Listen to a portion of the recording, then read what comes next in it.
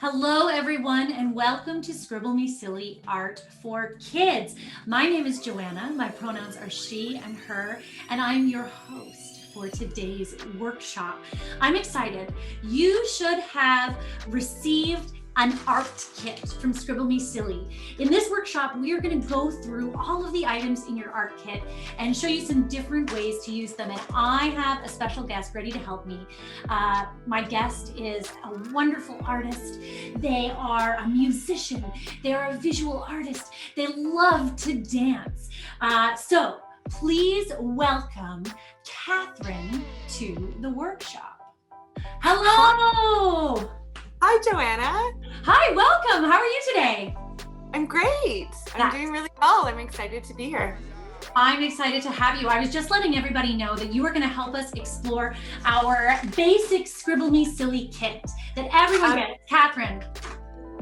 I have mine. You've got it. You've got it. I love it. Okay. So Katherine works with us at Scribble Me Silly and helps run all different types of art workshops. I was just telling people that you love to sing and write music and dance. Yeah. You're also an actor and a wonderful artist. And I'm really excited that you get to share all of your art talents with us today. So thank you. Katherine, what should we start with? I really think like the first thing that I remember even learning when I started doing any kind of art class at all is the color wheel. The color wheel, color mixing. I love it. Okay, let's get to it. Okay. All right, Joanna. So what we need for the color wheel is our color wheel. Okay. Do you have that inside your I do.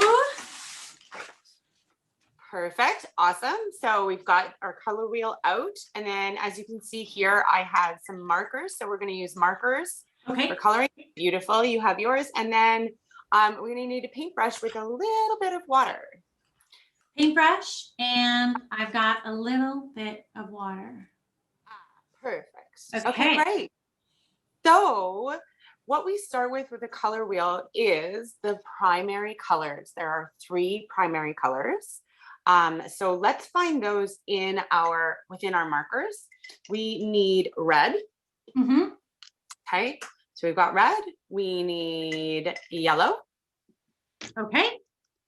Got your yellow, beautiful. And we need blue. Whoop. Still in my package. Got it. Perfect. Yeah, sometimes it takes a minute to get all our materials. So great. So these are the primary colors. We've got red, yellow, and blue. How we're going to start is we want to just add that color to, let's start with our red. So we're going to start with the red marker and we're going to color in the space number 1. You can see there's a number 1 at the top there. Okay. So a great way, I mean, there's many ways you can color that in. You can always, you already started to do something that I like doing as well, is outlining the red on the edges of my space. So the triangle that we see up here. So that's fun too. Or we can always just start fully coloring in. You can do all sorts of scribbling. We really just want to get that red filled in. Okay.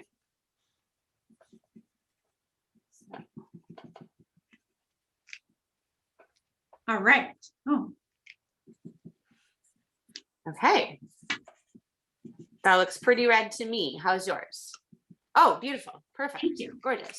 Now we are going to do, so in this color wheel, you can see that it's actually numbered, which is kind of interesting. We're going to skip over 2 and we're going to go to 3 where we see the yellow, and we're going to add yellow here. All right, yellow. Makes me think of lemonade. Yes, lemons, lemonade, absolutely. Sort of the sun, but I kind of think of like maybe orange when I think of the sun. So yellow, sunflowers. That's what I think. Daffodils. Yeah, love daffodils. Or daisies. Are daisies yellow? Daisies are yellow. I think so, sometimes. Yeah, daisies are yellow.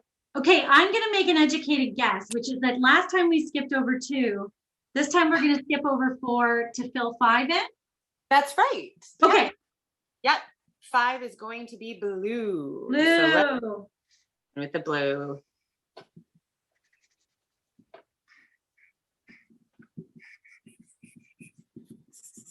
And there's really no right way to color it in. Just trying to make that all that white go away.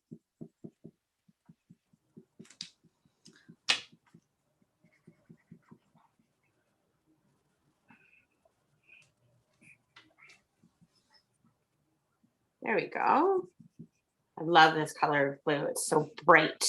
I was gonna say it's very vibrant. All of these together. It's very right? Pops. Impact. Pops. Yeah. There's a lot of pop. Perfect. So now we have our 3 primary colors. We have red, we have yellow, and we have blue. Perfect.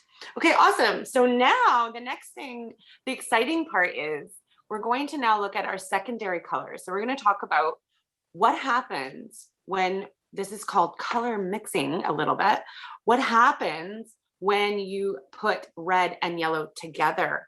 And we're going to fill in this for the second space that we skipped over. Okay. So I would recommend starting with the lighter color, the yellow, to start shading it in a little bit. So adding a little bit of that yellow to the bottom. But you don't want me to color in the whole, you do want me. Like a little bit. Yeah, just a little bit. Okay. I'm going to do a scribble. Don't go strong. We're just adding a little bit. Okay. Then just to like spread it out a little, we're actually going to use our paintbrush with our water. Okay. And we're going to add a little bit of water to the yellow, just spreading it out a little bit. Moving it around within that space. Yeah, exactly. Doesn't have to be perfect, but we're just having fun starting with those paintbrushes. Then we're going to take our red marker. Yeah. And we're going to add a bit of that. Now I'm just going to do some dots. Okay. It's just a fun little technique to add the red marker. I like that. The water kind of makes the red smush around. Splash around, doesn't it? Yeah. And you can kind of go back and forth a little bit, adding the color and then taking your brush and starting to paint over the red into the yellow. Okay. Mine's going to have a little bit more of a speckly look here. My paintbrush is very delicate. Right. But you'll see, you can already see as we start mixing, Joanna, what do you start to see? Oh, yours is transforming faster than mine, but it's becoming orange. Orange, that's it. Orange, okay, cool. Yeah, orange is the secondary color. Is a secondary color when you mix red and yellow. Okay. It really just takes time. There's really no perfect way to do this. We're just mixing. So it's almost like a little science experiment. It is. I totally like that. It makes me think of that exactly. I love that. So then if we mixed red and yellow in that secondary spot, I want to see what happens when we do this next spot. So I'm going to take yellow. Perfect. I'm going to do my in stripes, I think. I like that. And I'm going to see what happens when they meet in the middle. So I'm guessing we're going to get another new color. I think you're right. All right. Got a little bit of water on my paintbrush, and I'm just going to smush them together. The water really helps to mix the colors together. The water? It really helps. But at the same time, when you put the blue on top of the yellow, you might already see some magic happen. Oh, yeah. Oh, yours is really strong. The green's very strong. Yeah. I'm getting a bit of a lighter green here. Cool. I love that. And that's the cool thing about mixing colors is you can make different shades of color. Right. Depending on if you use a lot of blue or a lot of yellow. Yep, exactly. Okay. If you use more yellow, it's going to be lighter. And then if you use more blue, it's going to be darker. I see. Okay. Yeah. So there we are. So now we've green. That's the second secondary color, and that's in the fourth spot there. Right. And then we have a spot left. So I'd love us to try mixing red and blue. All right. It's incredible how these really are transforming. Yeah. Right on the page. Right on the page. I know you almost like I'm kind of skeptical at first, like, is this really going to work? And then you just start doing it and it's amazing. I find art is like magic. Where there was nothing before, you then create something. Absolutely. It's interesting. I just put a little bit of blue over the red. You can start to see this color change, and I love it.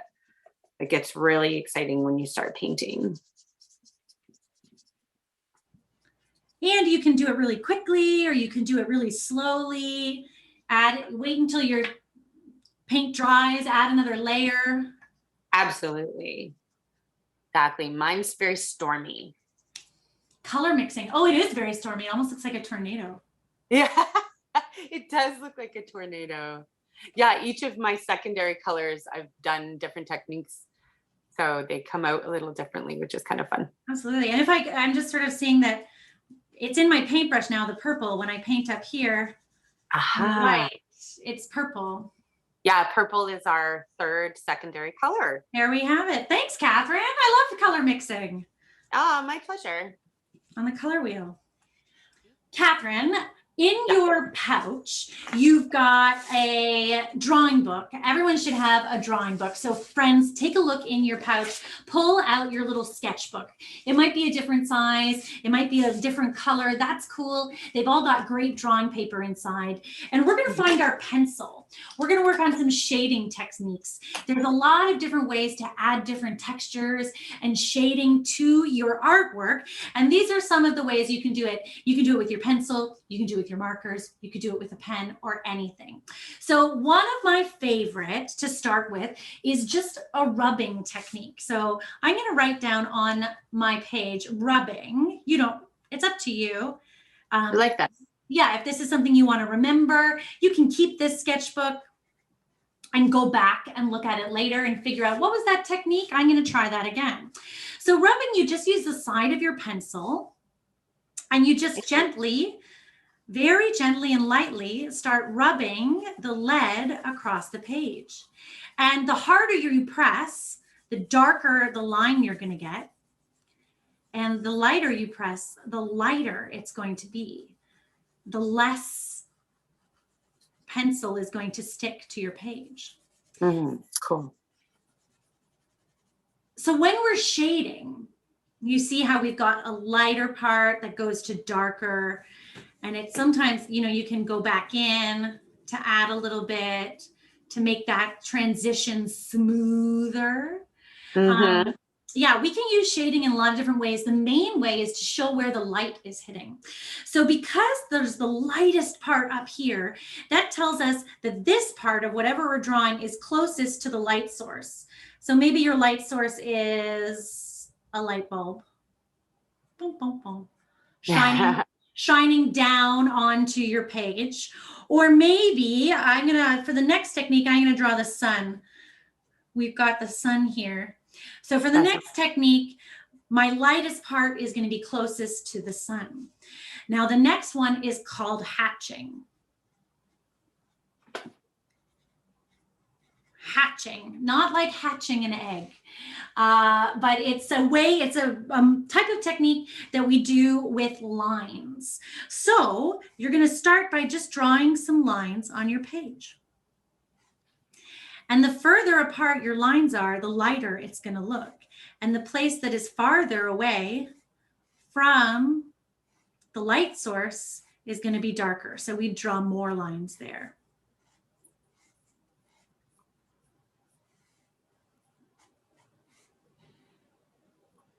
Oh yes, Catherine, you've given yourself lots of space for your hatching to sort of change on the page. It's very clear where your light source is. Yeah. Now, we can add another level to hatching, which is called cross hatching. That's where you would start with your hatching So you've got your lines nice and spaced out. And then you're going to cross it with lines that go the other way. And as we get closer to our light source, the sun, our lines get further and further away, and we can go back and add in more lines across the parts that are darker, that are far away from the sun. So a great way to use this in art is to adding it into different shapes. So let's draw a shape. I'm going to start with a circle. Cool. I'm going to do a square. Okay. So we've got our shape, and let's pretend like this sun that we drew, or I'm going to use the sun I already have, and I'm going to say that the light is coming from here. So this part is going to be the lightest part of my circle. I'm going to be very delicate with what I put in that spot on my circle. And the darkest part is going to be down here where there's no light at all. And we're going to think of our you know, this is going to help us to make our shape 3D, almost look 3D. And I think that I'm going to use scribbling. Scribbling. It's not, you know, it's something we do every day, and maybe we don't think that it's an art technique, but it's a great way to shade. So I'm going to start with really light, big scribbles up here at the top of my shape, closest to the sun, closest to my light source. And then as I get down to the bottom, they're going to be closer and closer together, just scribbling wildly, but with some control, because we want to remember that one spot that's closest to the light is going to be really light. Maybe you don't add any scribbles to that spot at all.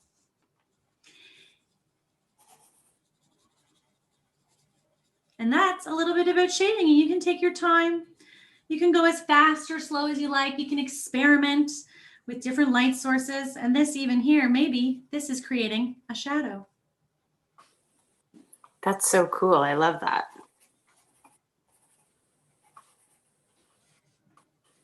Thanks for shading with me.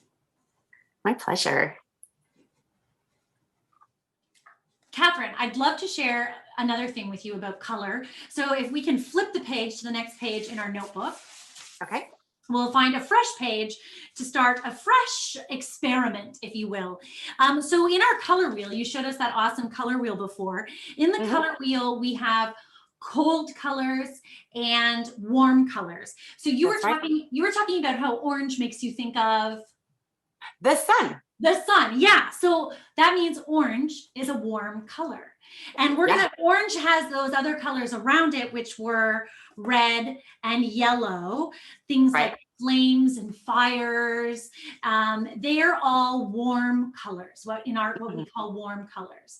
And so if we're talking about blue, what does that make you think of right off the bat? The ocean. Me too, me too. So the ocean, the water, lakes, all around us, water coming out of our taps. So blue is a cool color. And the colors that hang out around blue are green and purple, and they are also in the spectrum of cool colors, which kind of, as we can see, make up our rainbow. So let's start with red. We're going to start with our warm colors at the top of our page. And you can write warm if you want. As again, you know, we've got some techniques in this book that we can come back to later as our experiments. And I'm just going to start drawing some designs across my page. And I'm going to use my crayons to press pretty firmly, because I want to get lots of wax. Crayons are made of wax, and I want to get lots of the crayon wax on my page. So we've got red, orange, yellow. Yeah, and with those light colors like yellow, you really have to press.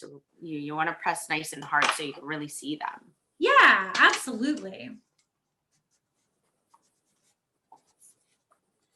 And then we'll transition into our cool colors, which green and yellow help us do.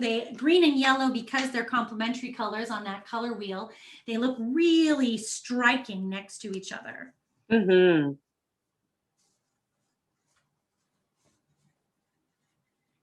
So I'm going to write cool here for all of my cool colors.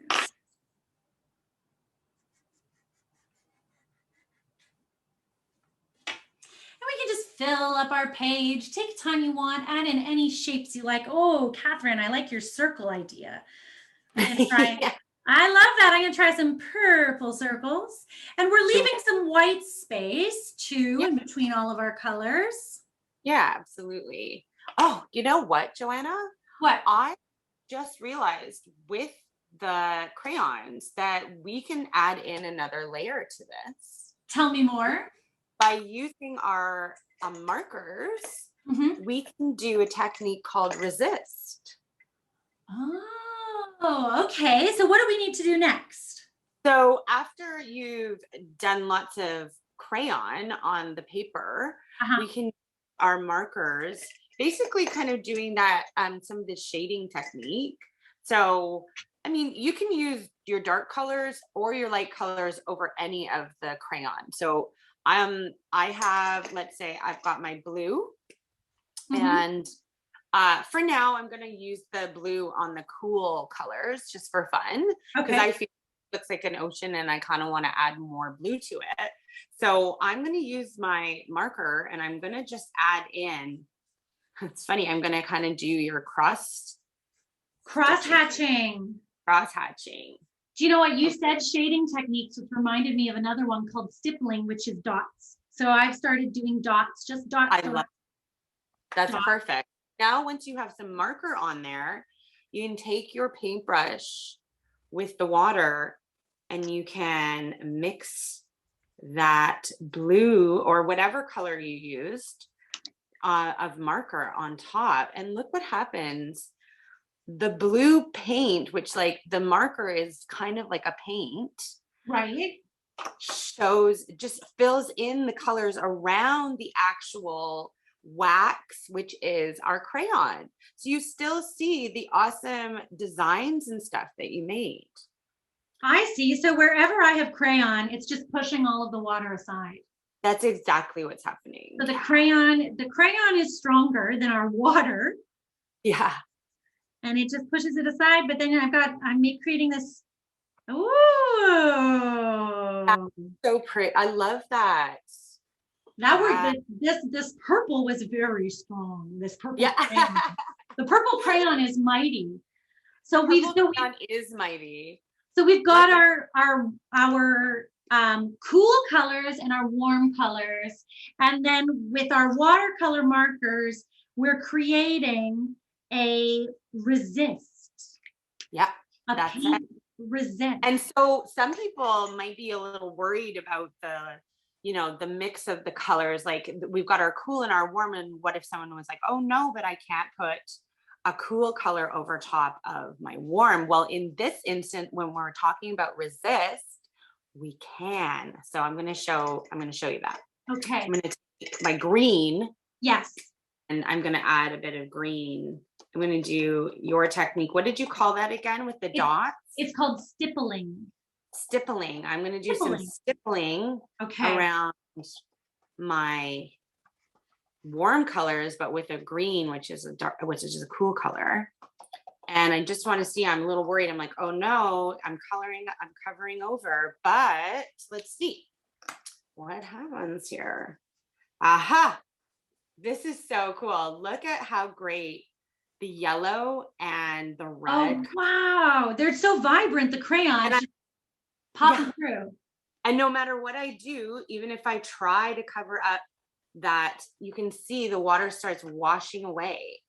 Oh, that's so cool. It really does just push it away. So all of the colors that you've added in crayon are still there. You can see all of the patterns you've made. Yeah, and they like almost come through that much more. I'm going to bring up my picture to the camera even more so you can see. Yeah. Ooh, yeah. All really coming through. Wow. Oh, I love your waves, Katherine. It really does. It almost looks like you've got a big ship floating on a wild ocean. I love that. Thank you so much, Katherine, for sharing all of these ideas with us. Oh, thank you, Joanna, for having me and for teaching me some techniques as Of well. course, I love to share art techniques. And you know, it's just so much fun to take these things that we see every day, markers, crayons, our water and our paintbrush, and just turn them into something new. So my friends, I'm going to encourage you to get into the next page of your sketchbook and experiment. You can use all of these materials to create drawings. You can create landscapes, kind of like what Katherine just did, this big, beautiful water. You can create portraits or just have fun and scribble around and see where it takes you. I hope you tune in for our next workshop as well. There's going to be other materials that you can find in your kit to continue to explore with all of us at Scribble Me Silly as we create some artwork that never was there before. Thanks for joining in. Bye, everyone. Bye, Katherine. Bye, Joanna. Bye, everybody.